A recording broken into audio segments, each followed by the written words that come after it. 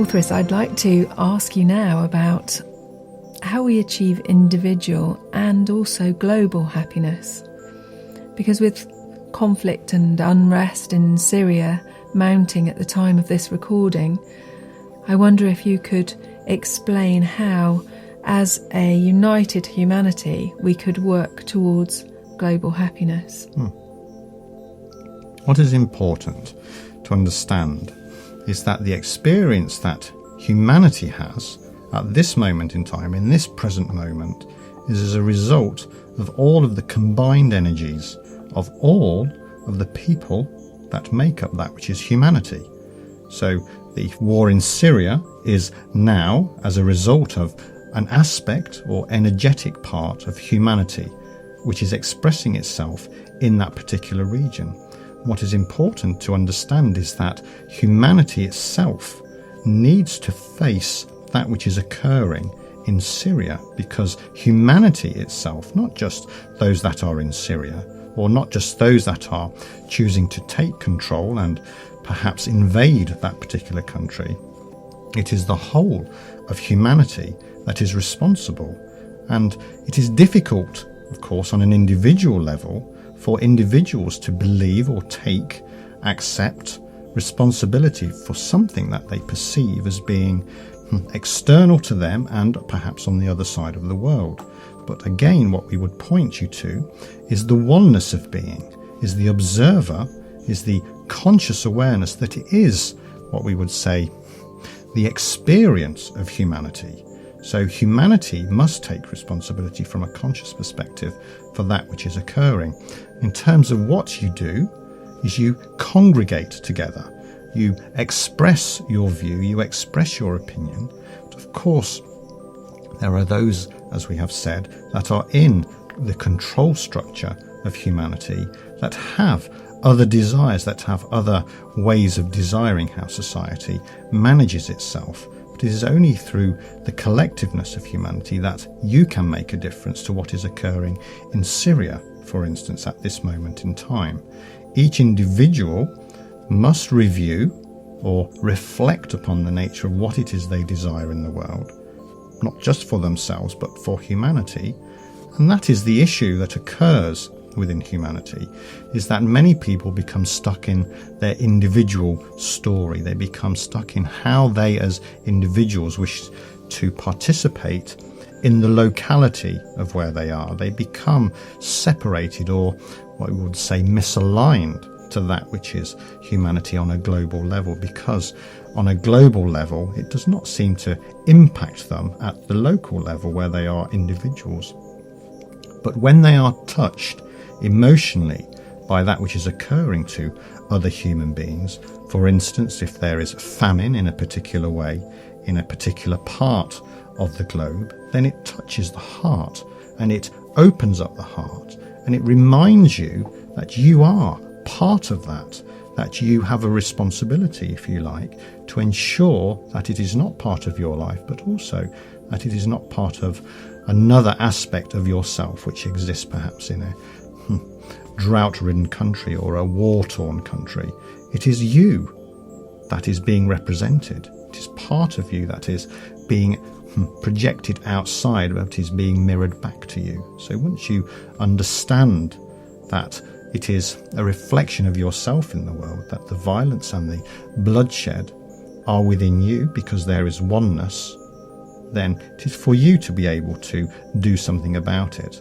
But it is a matter of how strongly each individual feels about what is occurring, what is apparently externally to them. So where does a person start? Are you saying that by healing internal conflict within each perceived individual's life, that will be mirrored throughout humanity? Well, what you should understand, of course, is those that are participating in a war are not going to heal, not suddenly going to step out of the war, because they are within a command structure, they are within a control structure, and there is a danger that, of course, they perceive that if they step out of that, then there will be consequences to that. But what is important is that for each individual, whether you are in or out, perhaps, of that war situation, to reflect and come to an understanding of what it is you desire.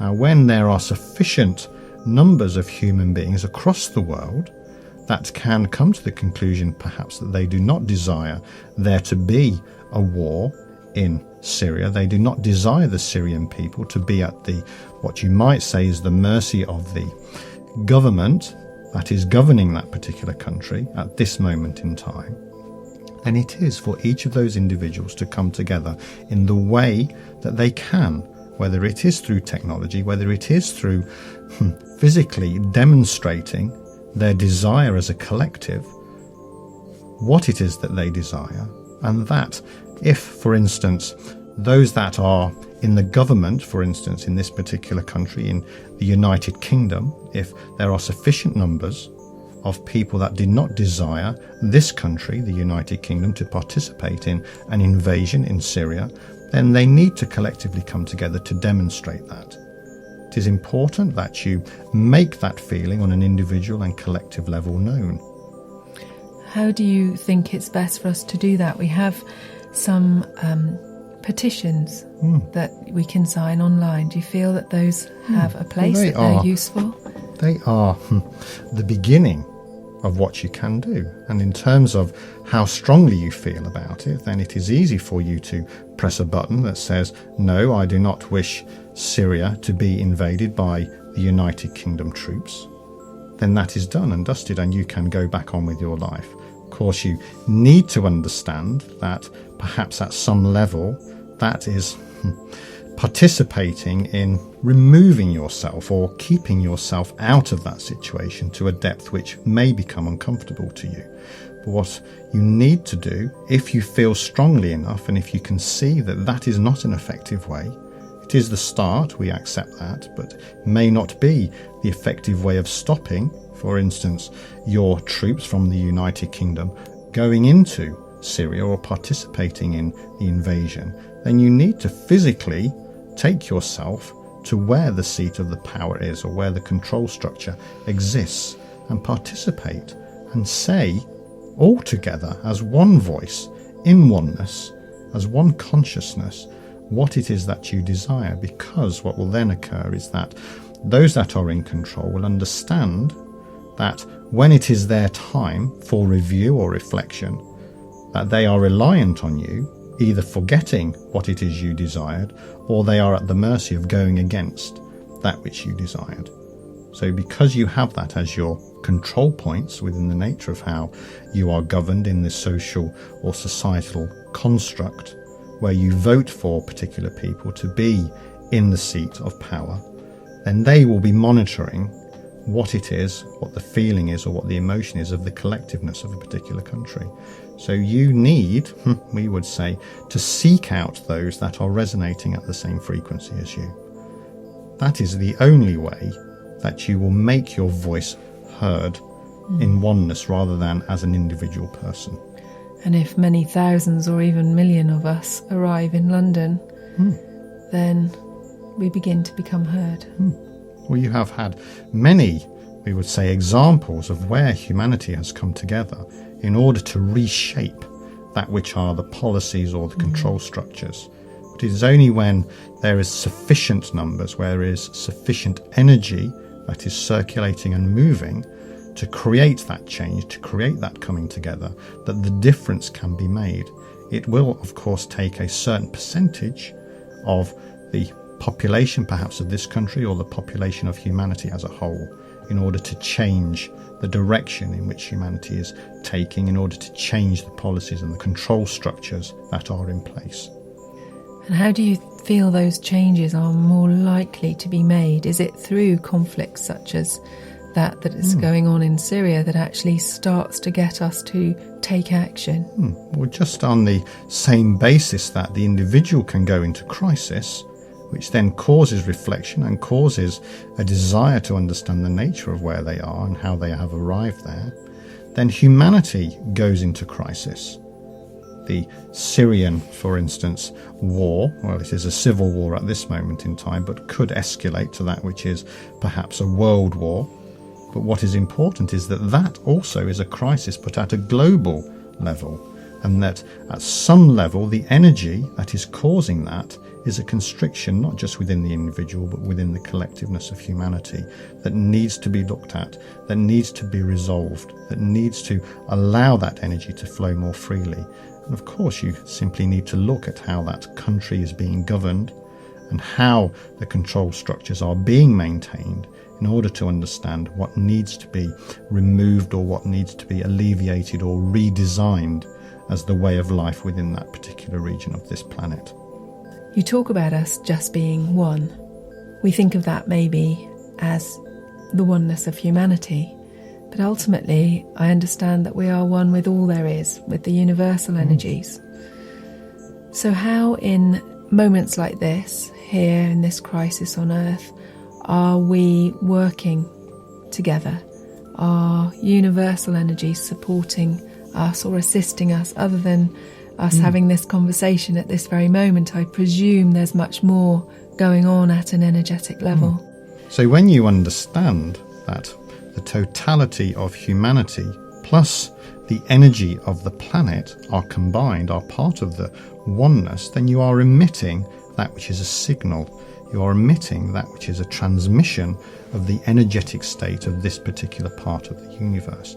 The planet plus the people plus the trees and all life that is on this planet is a transmission, is you often say a health indicator for the individual human being, but it is a health indicator for this part of the universe. And in terms of moving towards a more healthy state or way of being, then most of you, for instance, take medicine. But what occurs from a universal perspective in the oneness or the great consciousness field, the energy that is being emitted, whether it is a positive, negative or neutral energy, then begins to draw that which causes balance to occur.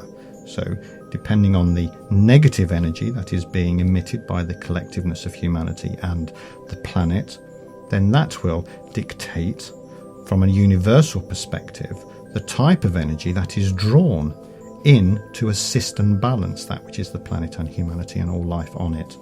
So if you are in a positive energy, if the majority, or if not all, of humanity and the planet itself are of a positive frequency, then you will not require the assistance of that which is the universe, because there will be a smooth transition. There will be no, we would say, dips in the energy level. But because this type of incident, where it is occurring, it is a negative energy, and if it is occurring in sufficient numbers around the planet, where there is war, there is violence, there is negative energy, that collectively will lower the vibrational frequency of the collectiveness of all life here and the planet itself, and begin to draw positive energies to this planet, which will create the balance.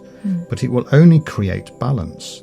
It does not become responsible, if you like to use that term, does not become responsible for the raising of humanity's vibrational frequency. That is for humanity to decide. But the universe's response is always to balance that which is the prevailing positive, negativity or neutrality within a particular region. So if humanity is plus the planet at a negative vibrational frequency, the universe will respond with positive energy to balance that. So is that positive energy at this point in time assisting us with the conflict It is in always Syria? It is always the case that the positive energy is drawn. It cannot be any other way. It is not a case that negative energy will draw negative energy from the universe, because it's the universe trying to understand itself. But it is a holding position. Neutrality is the holding position, is the observer position. It is the place where there is love and happiness, but also there is no judgment as to what is occurring. It is then humanity and life on this planet to decide what occurs, whether or not from that neutral state the vibrational frequency of humanity can raise itself to a positive, different way of being in the world. Of course, where there is judgment that begins to seep back into the neutrality, then that begins to have the impact of causing it to become more negative. which then calls for the response of the universe to balance itself again. So the more negative humanity is, the more negative the planet is, the more positive energy will arrive here, but it will only bring it back into the neutral state. It is sometimes quite difficult to understand that, but it is the natural order of the universe for it to be neutral. So, Altheris, it seems to me that people have an opportunity here to allow that positive energy coming from the universe to be expressed through themselves, and maybe making a conscious decision to be almost like a channel for this positive energy in order to balance life here on Earth. That is correct, because the universe sees itself through each of the individual human beings. So there are benefits to each person in their own personal experience and also at a collective level as well. That is the truth. A lot for people to ponder upon. Thank you.